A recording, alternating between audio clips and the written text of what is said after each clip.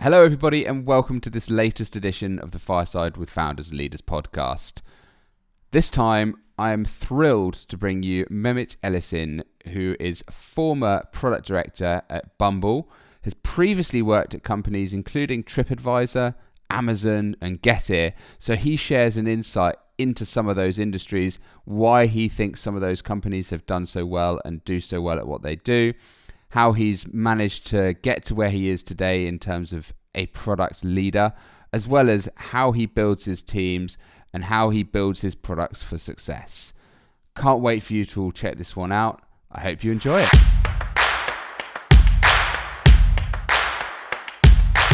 So hello, Mehmet. Welcome to the podcast.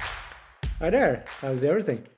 Yeah, very good, thank you. As we were just saying, I'm recording from my kitchen today, which is a novel experience. Normally, it's I would say I'm not super professional in terms of in a studio every time, but I've never done an episode from my kitchen, so we'll see how this one goes. Hopefully, You it's still have all the right. microphone. It looks professional, so don't worry about it. I've still got the microphone. We're all right. Hopefully, that should come across okay. Well, really great to have you join me today. So, thank you first and foremost for giving up some of your precious No time worries. to talk through some of the things you've been doing. So, let's get stuck straight in if we can. So, Yeah, that's it. in terms of you and your background and experience, so you've come from software engineering. Worked places like Mhm. Amazon, TripAdvisor, Getir, and more recently Bumble. So I'm sure we'll talk about all of those experiences. But can you just give us a brief introduction into you, who you are, how it all started for you in terms of the tech world, and then how you got into products? Yeah, of course. Let me start from the recent, and then I'll go back to the beginning. So my name is Mehmet Ellesin. I'm a former product director at Bumble. For the past 2 years, I was responsible for the Badoo dating app. Badoo dating app, a lot of people actually are not familiar with it, but it is the second most downloaded dating app globally after Tinder. In 190 countries, almost 30 million active users every month. My team owned every product aspect of it. We own growth, engagement, retention, and monetization. And before Bumble, as you mentioned, I was a product director at Getir for a while. And before that, I spent 8 years at TripAdvisor in various product roles. And before TripAdvisor, I was at Amazon for 6 years, and this is where I actually really made the transition to product while I was at Amazon. Like you said, I started my career as a software engineer many years ago now, and I've been in product management for over 10 years. So I can remember a lot about the software engineering, but yeah, I've been in product management for as long as I can remember now. I'm from Turkey. I was born and raised in Turkey, but I moved to the United States in 2000 to study computer Yeah. science, and then I stayed there for almost 20 years, and I moved to London just 4 years ago. So it's I can also talk about my experience in those two different countries, and what are the similarities, what are the differences. Actually, there are a lot more similarities than differences, of course. Good. But yeah, I started my career as a software engineer. I studied. I got my bachelor's and also master's in computer science. My first job was actually in telecom. Back then, now we're in 5G, but back then Yeah. there was a 3G. We were developing the wireless communication 3G protocol, and that was my first job. I did that for 3 years.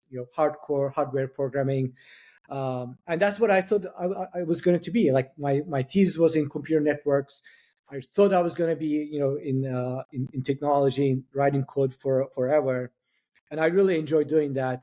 And 3 years in telecom, then Amazon came along. They made me an offer. I moved to Seattle without even seeing Seattle. So that was You'd a big leap of seen faith. the film, and that's about it, right? Exactly. Because Yeah. they did the interview. I was in Chicago. They came to Chicago for a conference. They did a whole day interview, and then at the end of the interview, they made an offer, and I saw Seattle when I first moved there. Oh, fair So enough. I suppose at that stage, if Amazon come calling, and at that stage they were still really sort of moving forwards and pushing forwards in terms of what they were doing in the market, they weren't they were established, but they weren't established in the way they are today, absolutely. right? It was an opportunity that you cannot refuse. Yeah. The telecom back then, it was something that I really enjoyed doing, but there wasn't a lot of innovation happening. right? And over 3 years, I was pretty much doing everything again and again, every year. So when Amazon came along, I was just blown away. That was an opportunity that you cannot miss. And but keep in mind that was actually 2004. That Yep. wasn't even Prime back then. So still, Amazon was very, very small. I think when I moved to Seattle, I think the whole company was maybe 5,000, 6,000. Now it's Yep. like we're talking about 100,000, right? Yeah. So it's a huge difference. But that was a turning point for me. I really learned how to be a better software engineer at Amazon. Like really interesting challenges, really at the front of the some of the key changes. Moving to services, um, like coming up with all the things that you see in AWS. We were actually doing those for ourselves. Like that's how AWS started. AWS was basically everything that Amazon did it for themselves. Then came the idea, like, why don't we just open this to everyone else? Yep. So it was a very good time for me to be there at the forefront of the technological shift, new ideas, new launches. After I joined, we launched Prime. I was part of the ordering team back then. I've done subscriptions, DVD rental, external payments, whole bunch of things. Like it was a very interesting time for me.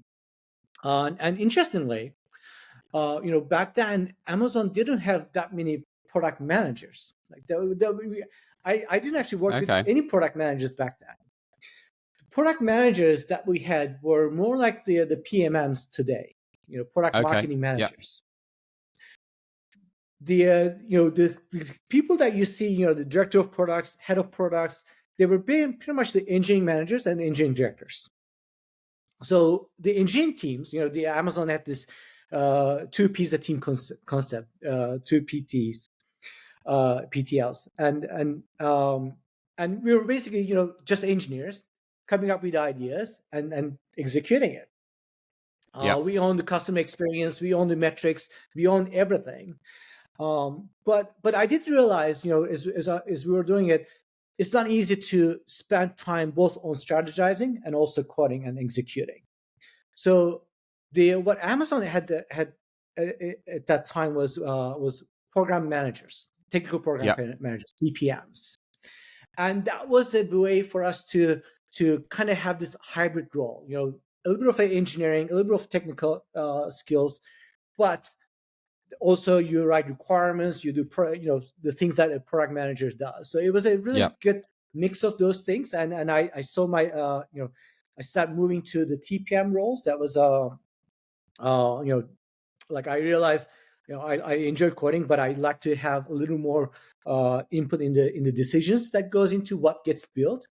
And Yep. for me, what was available to me was there was the TPM roles, and I think it was like the second half of my time at Amazon.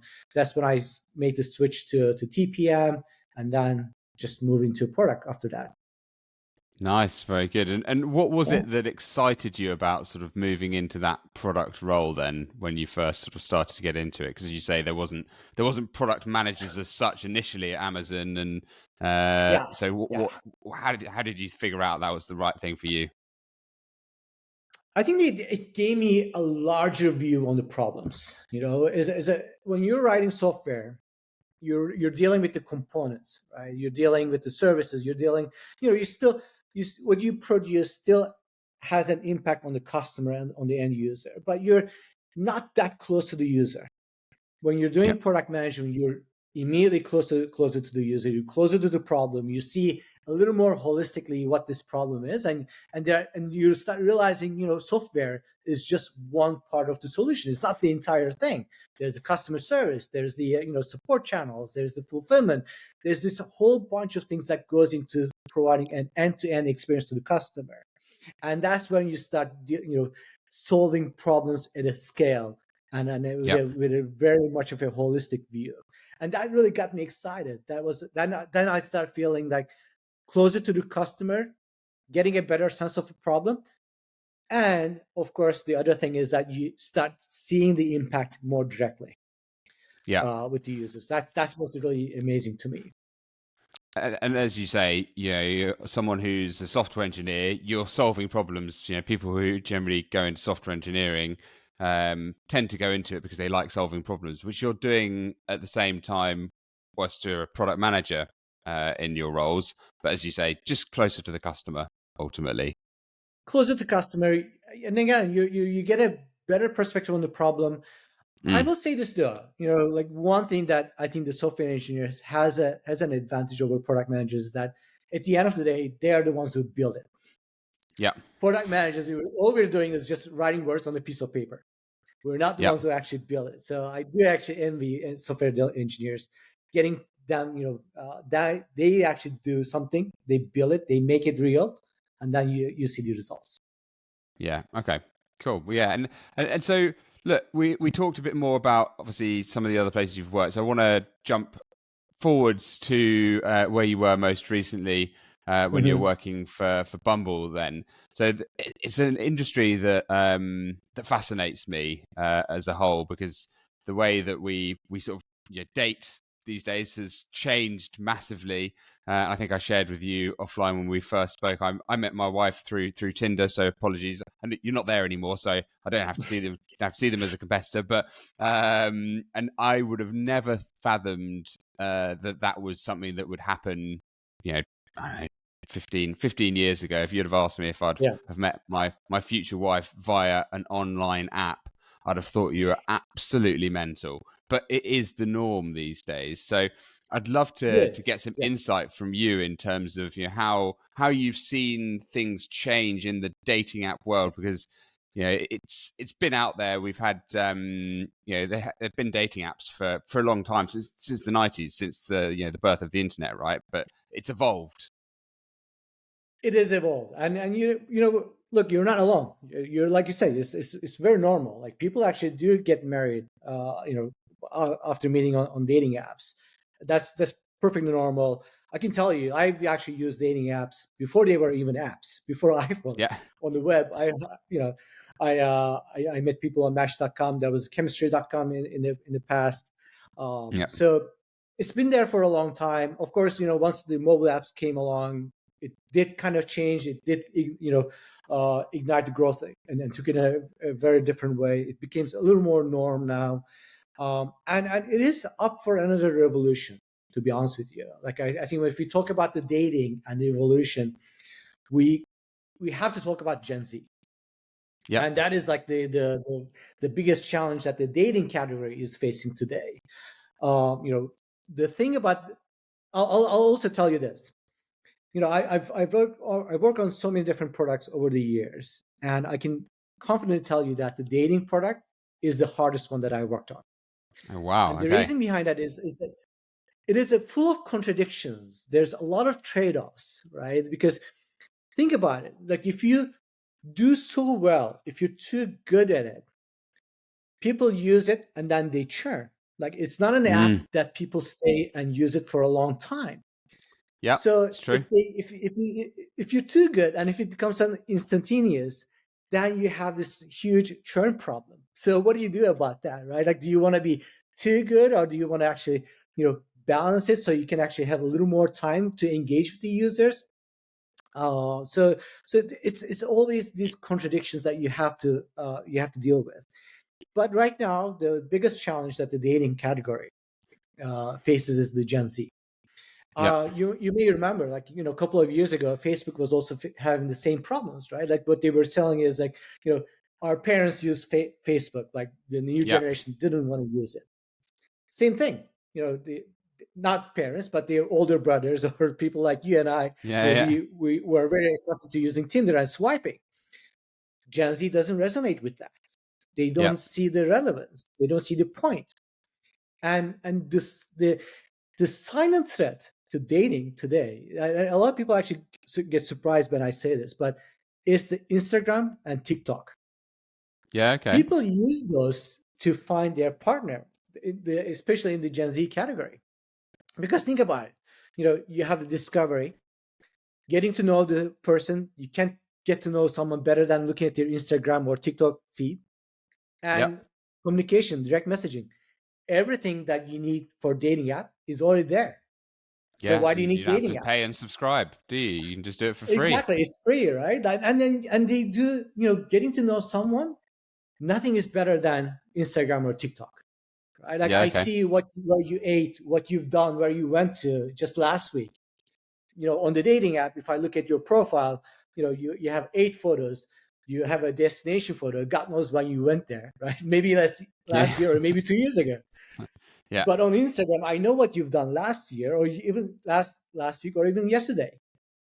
So they're really a good alternative to the current dating apps.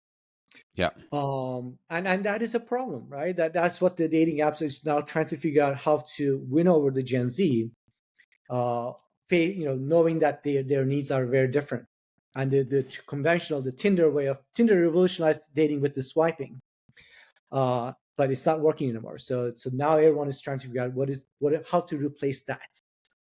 Yeah, exactly. And Joe, it's really interesting actually that you mentioned that, because my perception is that um you wouldn't go on. I mean, I have to admit I'm not on TikTok, but have been on Instagram in the past. But I wouldn't go on those things to date. But then again, that's again probably a generational gap, Exactly. right? In terms of, that's just me thinking, well, I wouldn't go on there to do that, and I wouldn't go on LinkedIn to post pictures of my family, for example. I'm more likely to go on there for business stuff. So it's interesting as an overview, and I know that there are others that have tried to really change things up in terms of the dating world. One of the companies that I've seen that are very good at guerrilla marketing was company Thursday. I'm sure you've heard of them, because Yes. they were doing lots of things, trying to challenge Bumble a lot of the time, I think. Yeah.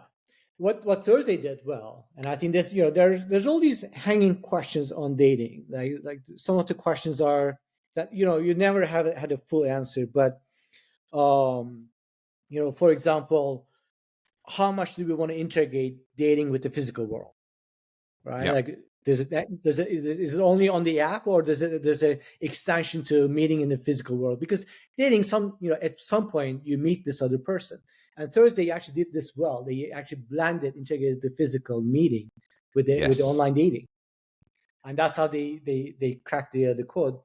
There are other things that are always hanging questions that someone else will come and do a really good job on it. For example, is dating a hyper local activity, meaning that do you want to date people that are within very close proximity to you, or does the borders mean nothing? Like, there are still people who wants to meet cross borders, or there are people who wants to meet within a very close proximity.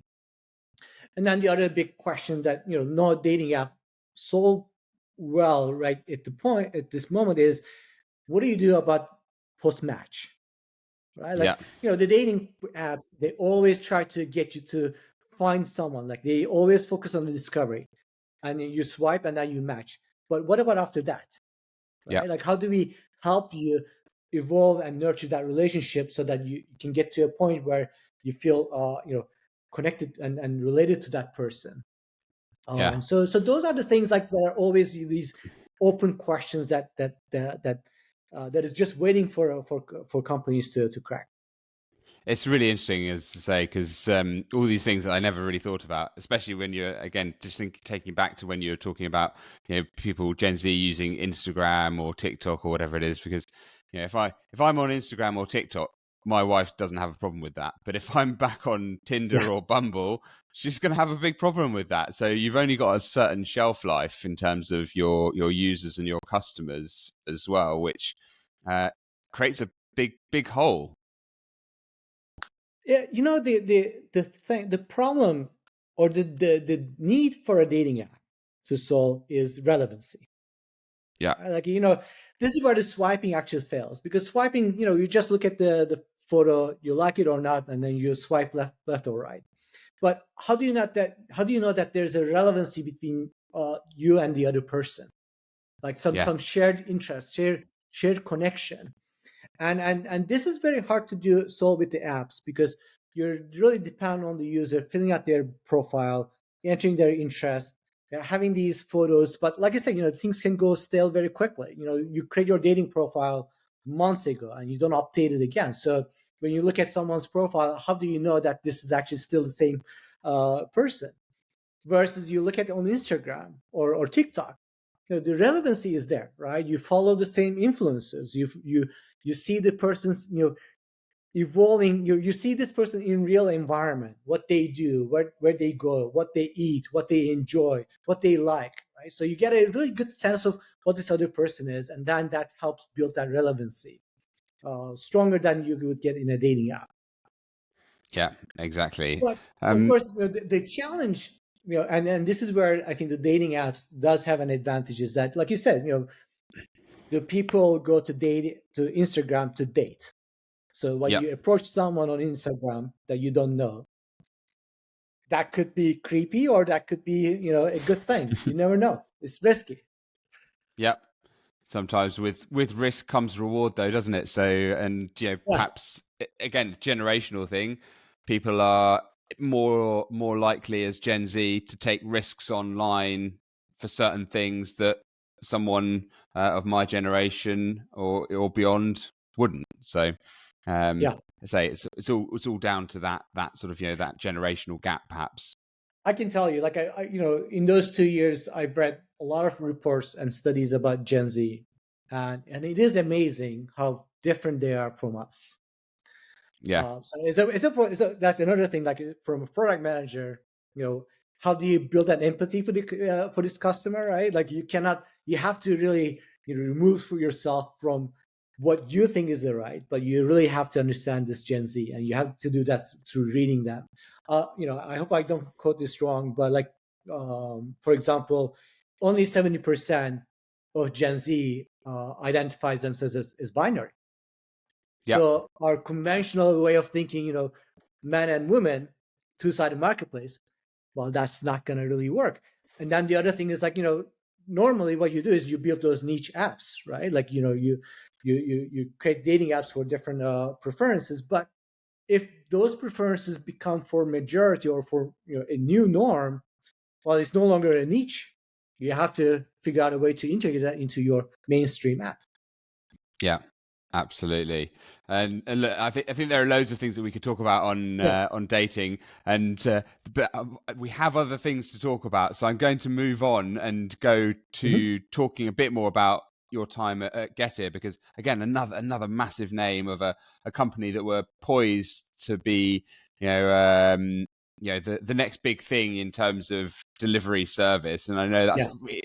it's interesting that you mentioned that the dating market being the most challenging, because that for me is a market that has had its challenges to no end. Just so many different companies that are trying to really crack that, and so far Amazon really being the best in terms of logistics, because they've got all the infrastructure and everything set up. So I'd like to talk to you a Mm. bit more about some of your time there and some of the things that you saw in terms of that sort of market in that industry, and what were the challenges, and how are they still the same? How can we try and overcome them? Will there be another Yeah. Yeah. service to rival Amazon or not?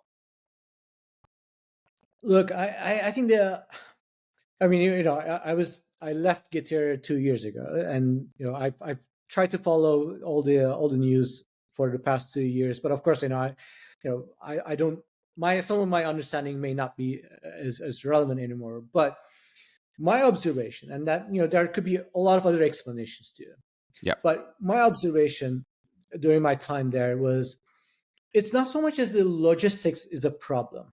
They actually had a very good infrastructure. They had very good algorithms. They truly were able to deliver in 10 minutes, under 10 minutes. They were really good at it. They managed like that. It wasn't just a marketing mimic. Like they actually managed to make that happen, yeah, and they do that efficiently. They actually had a really good system identifying where to open the dark stores. Like all of that was done really well and intelligently. The problem, or at least from my point of view, what I experienced was the problem was the cost of customer acquisition was just too high, yeah, right? So, and this is true with the grocery market too. Like it's, to really acquire this new user, you have to really depend on the promotions heavily. The first 6 orders, we would on Getir, you would get 40, 50% off, free shipping. Yeah. Like when you think about that, that doesn't uh, that doesn't cover the cost, right? No.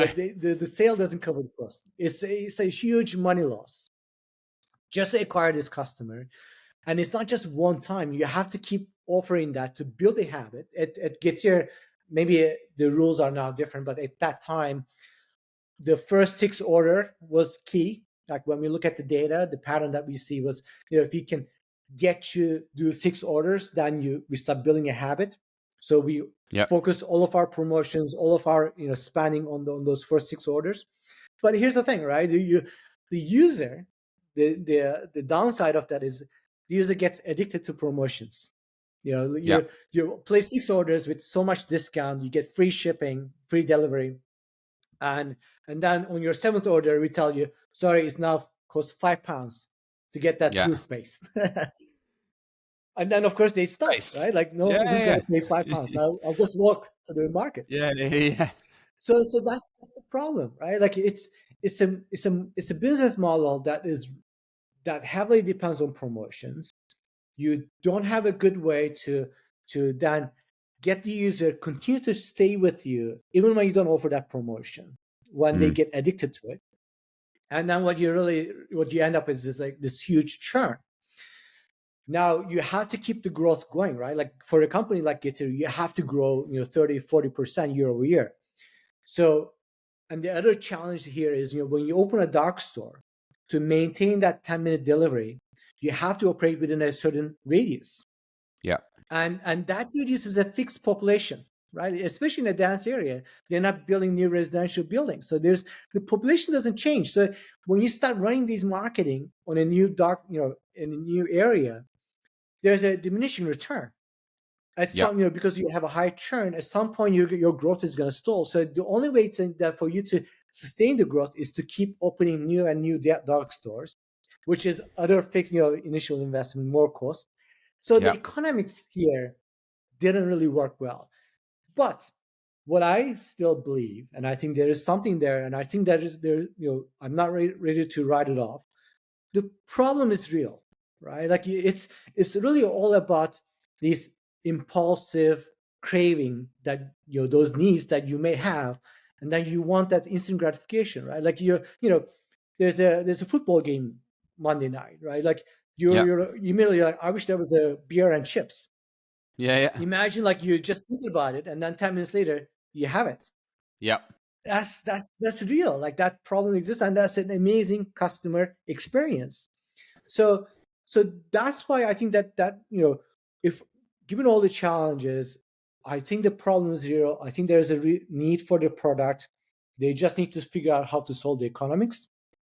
And this is one of those things. Like it happens, right? Like sometimes you're ahead of the time. I think the COVID probably masked, gave us the wrong impression that this is the right timing.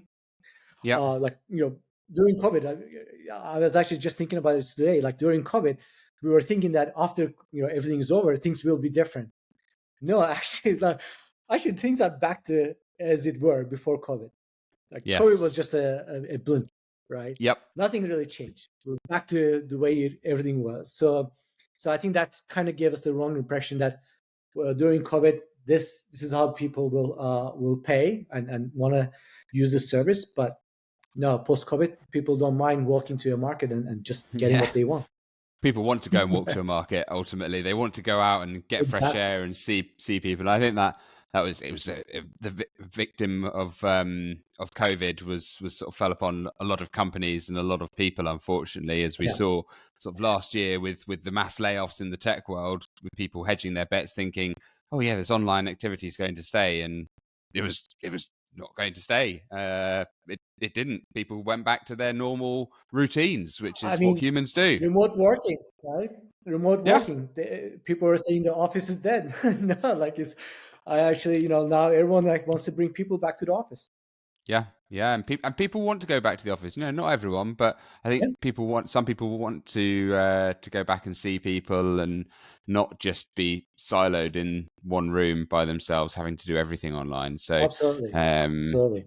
the online world is a great enabler, but it shouldn't be the sole sort of view for us to interact with each other, and I think that's what some people sort of lost sight of just during those COVID years, perhaps. But some really interesting observations there about that market, and I want to finally touch upon another market that you've worked upon. And again, I appreciate some time ago, but you spent a long time with TripAdvisor, and they are renowned for being, one of the best experiences for their customers overall, in terms of looking at how they can find places to stay, go visit, etc., and explore. So again, ironically, going away from that digital world and actually getting out and exploring things. So I'd love to hear some of your thoughts in terms of that industry, and perhaps why they have continued to be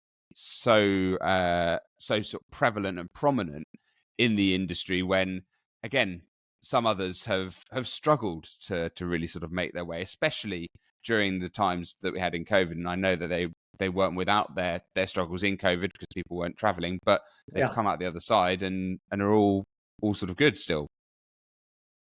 Yeah, no, look, the interesting thing about your travel is, and you can immediately relate this to yourself too.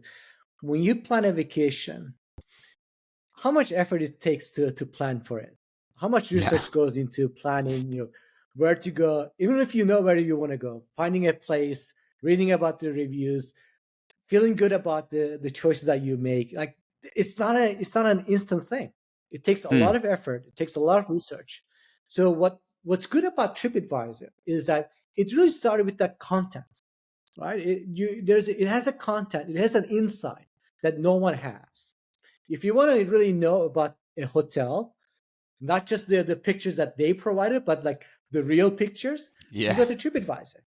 If you want to read about the reviews, you look at TripAdvisor. Like, there's tons of those things, and TripAdvisor is able to slice it. Like, because here's the thing, when you go to a destination, if your experience is going to be different if you go in May versus in August, right? So like, even those nuances, you have that scale, you have that content to be able to get a good idea that is relevant to you, that will help you make the better decision.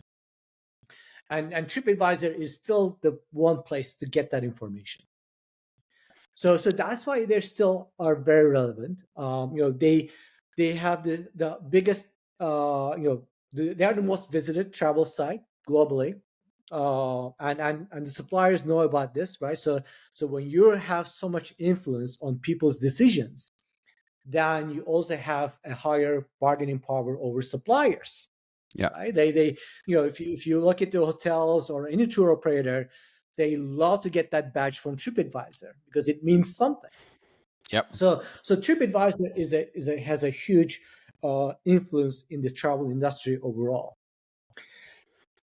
That doesn't always translate into, and I think this is where like someone like Booking.com is in terms of revenue and market cap, it's bigger because they may not have the content, they may not have that kind of an influence, but they're very good at conversion and they're very good at generating bookings. Right? That's what they optimize. Like, the problem that we always struggle with was, people come to TripAdvisor to research, and then they go to Booking to book. Right? I mean, I'm sure you do this yourself too. I've done that before in the past. I've gone and had a look on TripAdvisor, and you tend to shop around a bit. If you're in the habit of looking around, you look around. You have a look at different places. See, that's the other thing, that the travel. A lot, in the US, we always give this example for travel. It's like going to a cereal aisle in a supermarket. Like in the US, if you go to a supermarket, a cereal aisle, you'll see rows and rows of cereal, different boxes, different brands, different flavors, but they're all actually manufactured by the same companies. The idea behind that is to fill up that shelf space, because it's that shelf space that people are just like, it doesn't matter what you buy, as long at the end of the day you buy from the same company, but you fill out the shelf space. When you do a search on the big thing about the travel is when you search a hotel in Google or its destination, the most important thing for companies like Expedia or Priceline or TripAdvisor is to make sure that as much of those results that you see on the first page is from one of their brands. Yeah. Like that's why like the hotels.com is actually owned by Expedia. Like Yeah. these Yeah. are Yeah. actually portfolio companies that you don't realize. The whole idea is that, okay, I'm showing you one result from Expedia, another from hotels. Either one you buy, you still buy it from Expedia, right? You still get the revenue. It's the clever way to So do it, right? it's that thing. Like the travelers don't have loyalty to a brand. Yeah. They're looking for the best deal, Yeah. and that's why you're trying to make sure that of all the choices that they have, a good portion of it is actually from your own brands. Yeah. Absolutely. And And the and conversion that's is very that's where it important here. Like works. this is what Booking.com mastered, that conversion. They're very good at converting that session into bookings. And you've obviously you spent a long time there, so you've seen a lot of things. But what strikes me is you spending so much time in that place and the other places that you've worked as well. You've obviously seen what good looks like in a company and how to retain product people, how to keep them engaged and interested. So Yeah. what sort of things have you seen that have kept you engaged and kept other people engaged in some of these businesses? I think that, look, if you look at my background, I did spend quite a bit of, years in every place that I worked at. And that just shows you that I did actually enjoy working there, right? Like Yep. there was, but that doesn't mean that everywhere was similar. There was definitely, Amazon was a very different place than TripAdvisor, and Yep. I actually struggled in the early days, in the early years when I moved to TripAdvisor, adapting to that new culture. Amazon is very much of a type A, very, aggressive is not the right word, but like very driven. Let's act on it. Let's dream bigger. TripAdvisor was a little more, asking a lot more hard questions before we act on it. Like there's a lot of Yep. diligence that goes into things that we decide to do. But then the things that we do does have short cycle because a lot of those are optimizations that focus on the conversion. But there's a lot of challenging and questioning and like if you think about 100 things, you end up doing only maybe 10 of those things through Yep. that filter. Um, so it is different, but every place that I've been to, I did actually really enjoy and I learned something. Like for me, for example, TripAdvisor is a place where I really got better at critical thinking Yep. and think about the second order effects, looking at a problem from multiple angles, making sure that I think this through. It's not, you're not going to have all the answers, but the goal there is to make sure that you raise your level of confidence in that you're doing something good, and then Yep. you act on it. But then you act on it with not just so much as like, TripAdvisor never did, we'll spend 6 months or a year building this and then see what happens. No, we actually we had a very short cycle. So we do quick MVPs, quick testing, validation, and then keep iterating on it. So really TripAdvisor over the 8 years helped me hone in on those skills, like critical thinking, validation as early as possible, iterating and optimizing. Um, Bumble, for example, what I learned really, what I really got better at Bumble is two things. I will say one is creating a portfolio of different strategies, Yep. meaning that for example, you're definitely facing a challenge that that you need to retransform the product, right? Like that this product as it exists in 2-3 years, it's not going to give you the growth. So you have to think about a new version of the product. But at the same time, you have an existing product, you're generating revenue. So you have to Mm-hmm. keep optimizing it, and you have to keep churning out those funds that will provide the mandate to keep thinking about the future. So creating a portfolio of this long-term thinking with short-term optimizations and revenue generation, and while doing that, figuring out the trade-offs where, as I was saying early on, right? Like, do you want to maximize the success, the value to the customer, which doesn't always bring more revenue, because if I get you matches faster, then you're going to leave the app faster. And I'm not Yep. going to make enough money from you. So making these hard trade-offs, right? Like finding the right balance, doing the aligning the customer experience with the revenue goals, all of those things, these hard decisions, like those are the things that I learned at Bumble. So It, every every experience I had like gave me a different skill.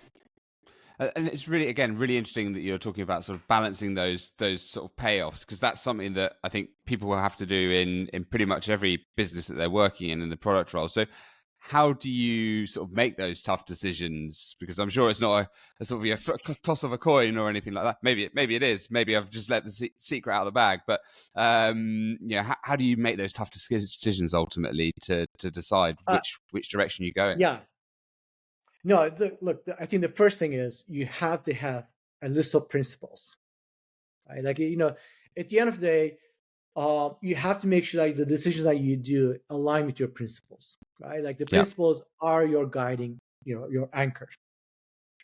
Uh, and as long as you stay within those confines of those principles, sometimes you're gonna make these trade-offs, right? Like you may, if your principle allows it, you may say, look, I know this is right for the customer, but to make this business going, to make this business more sustainable, and to bring a future value to the customers, I have to prioritize this over that.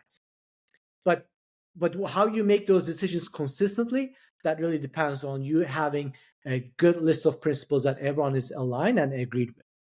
yeah, okay.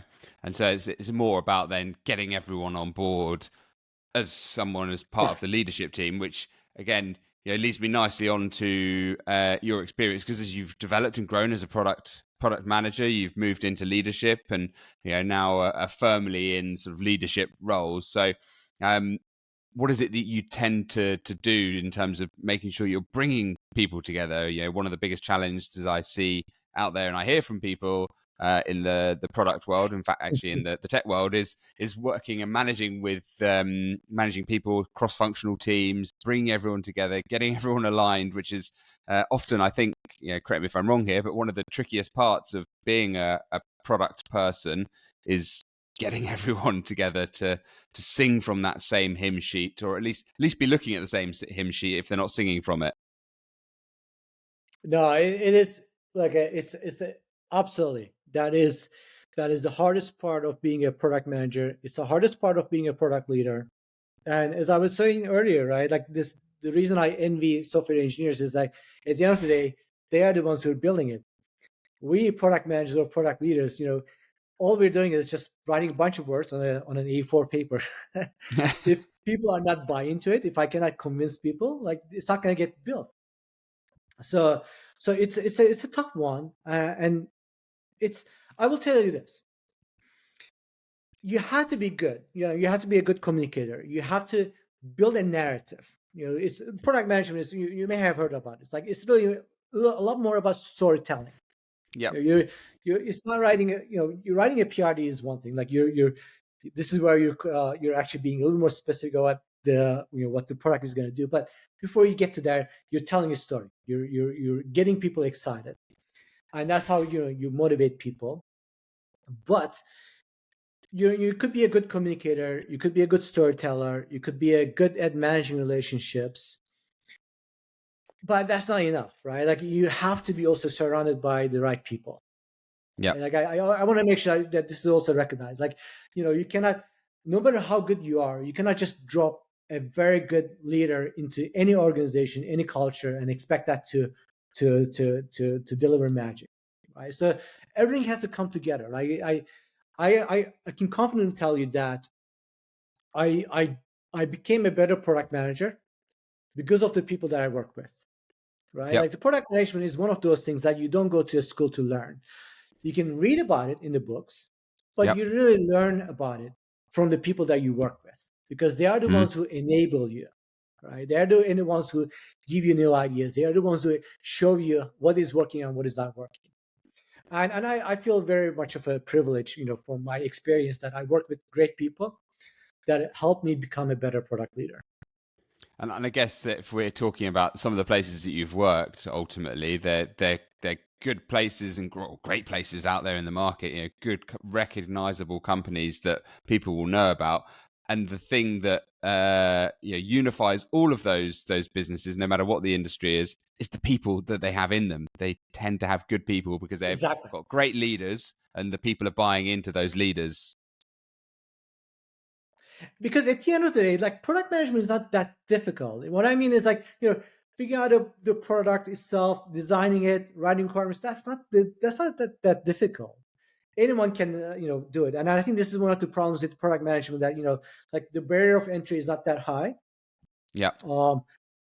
But will this be successful? Will this actually be delivered efficiently and effectively? That all depends on the people that you work with. And how do you tend to ensure that, so if you're going in and starting this business as a leader, ensuring that you're bringing good people together then? So because you don't always get the opportunity to go and land in a business and there's instantly sort of good people around you. Sometimes there are, but often you have to build it. So what do you tend to do to try and ensure that you're making sure you're getting those good people around you to build it? Yeah, no, that's a really good question. And I had I was lucky enough to get to build a couple of teams throughout my career. And I've done this at TripAdvisor. I've done this at Bumble too. Building teams from 0 to 6, 7, and what I've seen, is a successful ingredient to that is, well, first you have to build a team that can deliver your goals. So it really starts with understanding what is it that you're trying to achieve. What is that you're trying to accomplish? What are your goals? What is the business need? What are the people that around you need? And then you work backwards from that, just as if you work on any product problem, right? You identify what the problem is, what you need to solve, and then you figure out how to solve it. So same thing. You need to understand first what is it that you need to accomplish, and then work backwards from it to start thinking about what do I need, who do I need, what kind of people do I need.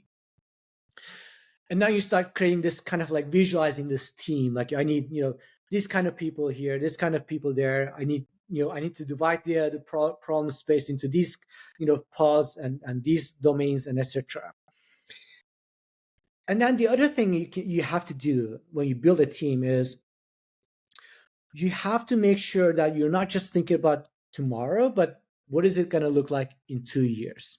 You have to leave room and scope for people to grow. If you just hire the best people, from my experience, I will tell you, like probably in 6 months, the first conversation that you're going to have with everyone is like, when can we get promoted? Yeah. So if you don't allow this kind of like scope, team design, like for people to grow, right? Like hire people with different levels, you're going to struggle, right? People will get bored because, I always give this example, right? Like maybe for our parents, the world was different, right? Like my father was, he did one job throughout his career. You don't, when I hire someone, I tell them like, you're probably not going to retire at this job. Yeah. What I'm offering you, like I'm going to ask something from you, but what I'm offering you is I'm going to help you become better for the next step in your career. Right? That's what I'm bringing, delivering, bringing or giving back to the people that I hire. So I have to make sure that this is integral into my team design, who I hire, and how I actually think about their career for the next 2-3 years, so they are ready for their next journey. Yeah, absolutely. And I think, as you say, it's about getting that balance of people across the board, and that's where I've seen success from teams time and time again. And that's just, and the other thing, interesting thing, like you design these like people with different levels. You make sure that you have junior people, mid, senior people, and really, senior people. So you have this good mix. But the other thing that I think important is that it's not a homogeneous team. Like everyone will have a different ups and downs. So you want to make sure that you look at your team and you're like, we're weak on this point, so I need to hire the next person to offset and compensate for that. And at the end of the day, what you're really looking for is, as a team as a whole, is this good, competent team? Is this high performing? It's not a matter of making sure that every single person is high performing or really good at everything. What matters is that as a team, are we high performing? Are we competent as a whole? Absolutely. It's a bit, I always draw it back to, if you look at the best performing sports team, yes, they have some superstars in there, but they also have, other people that with all due respect, are not superstars, and they make up the team. And it's the teams that perform at a high level as a team that tend to go on to win the trophies, leagues, etc., all that sort of stuff. And it's the same in the business world. If you just Yeah. translate that, it works the same. I'll share one more secret of me. Like I know where areas where I'm weak or not could be better. When I hire people, when I build a team, I actually make sure that those areas, like there are people who are really good at that. That's going to help me, balance and give me that kind of a, bring me back to that middle. It's perfect. It's the way to do it ultimately. Yeah. Well, I'm going to ask you to sort of share one last bit of wisdom, if you will. So if you were talking to someone, or if there's someone listening to this and they're making their way in the product world, what's the best bit of advice that you could give them so that they can elevate themselves and elevate their career moving forwards? Yeah, look, I think this goes to what I was originally saying. Like, product is something that you learn in the while you're doing it in the place. So that place really matters a lot. You definitely you go to some courses, you go to events. There are certain books that you have to read and all that. But at the end of the day, a good product manager is the one that actually has been has learned the discipline, has learned the trade in the right places. So make sure that if you want to get into product manager, make sure that you are going into the right place. There are right people there. There are right people that you can learn from. There's the right culture, and they do things proper way, so that you can actually learn the product management the right way. So where Perfect. you learn it matters the most. Yep, I agree. I think that has obviously set you pretty well throughout your career so far. So it's a testament to everything that you've done to date. Thank you. Well, Mehmet, thank you so much for coming on the podcast. It's been an absolute pleasure hosting you, and some really amazing sort of tips, hints, and words of wisdom that you've shared. So I appreciate your openness, and I'm sure that others can learn a lot from listening to this. So again, thank you for coming on. And thank you for inviting me and giving me that chance. Thank you.